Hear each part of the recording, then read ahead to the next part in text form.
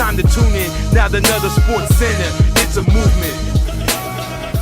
My question is now, do they trust Ryan Tannehill to lead this team? What do you think? Yeah, I think they don't have a choice at this point, right? Because he's shown that he can make plays. He has weapons to get the ball to. So there's no way they're going to run Adrian Peterson and McNichols the way they were running Derrick Henry and win games, because they're not Derrick Henry, right? I think that's, if they do that, their offensive coordinator needs to get out of there, right?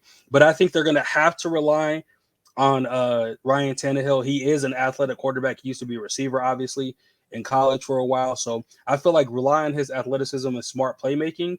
And in addition to that, man, like, use their run game to set up the play action pass. They have fast receivers that people really can't cover. So I think they're in a position, man, where if they do lean on Ryan Tannehill, let him earn his money, right? Like, you guys paid this man, let him earn his money, right? Obviously, Derrick Henry was their best weapon, but he's not there. And like Soup said, they have the best quarterback in the division that's actively playing.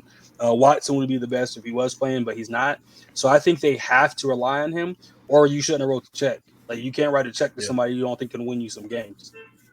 Yeah, absolutely. Absolutely. Yeah, I'm going to say this, man. If they could dig deep in their playbook, if they can diversify their play calling to just Derrick Henry, Derrick Henry, Derrick Henry, you know, if it wasn't for Derrick Henry, would we even be talking about Mike Vrabel calling him a good coach? You know what I mean? Like, so my whole, I'm not saying he's a bad coach. I don't want to say that, but I do want to take and say, like, what are they going to do as far as offense? You know, I mean, are they going to throw the ball, 35, 40 times? You know, are they going to mix it up, and do some screen passes? I mean, it's just going to be very interesting. But overall, regardless of what the Titans do, I trust Ryan Tannehill. As a Miami fan, I followed Ryan for years, even when he was running for his life, man.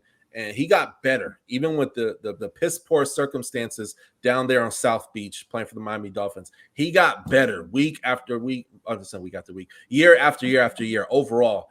And you didn't see it in the micro, but you saw it in the macro. You know what I mean? So all in all, man, I think Titans are going to be just fine. I think they could still ultimately win, 11 games win the division. I say, yeah, absolutely. Yeah, I think they're going to win the division. I just think that in terms of them competing for a championship this year, that's out the window with Derrick Henry. I don't think that they're a better team than the Bills without Derrick Henry. And you look at, there's at least, I want to say, minimum 2 to 3 games. One that sticks out to me is the Seattle Seahawks games. Like, they don't win that game without Derrick Henry. Derrick Henry has single-handedly put the team on his back. And that's not to say that Ryan Tannehill hasn't been playing good, but they just weren't able to move the ball. And Derrick Henry was forcing these other teams to tackle and wrap up. And he was, averaging 130, 140 yards a game. Like, that's, you can't replace that kind of production. Right. Yeah. Exactly. Now, today, I'll say October, years flying by so quick. Today, November 1st, 2021, nothing but fire.